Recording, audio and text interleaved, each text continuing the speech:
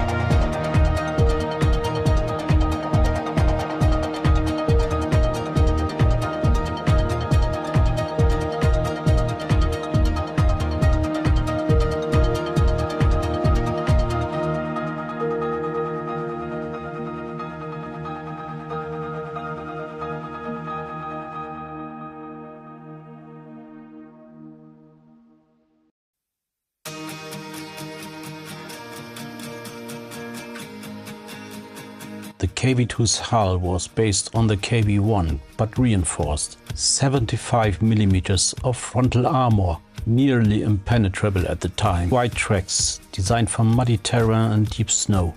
At the rear, the V2K diesel engine, a modified variant of what would later power the T-34. 600 horsepower, but still sluggish. The Kv-2 was a beast, over 26 tons just for the hull alone. The 152mm M10 howitzer, an artillery gun mounted on a tank, devastating against bunkers and fortifications, but painfully slow to reload. The turret itself, massive, almost a third of the vehicle's weight. Troops called it the rolling bunker.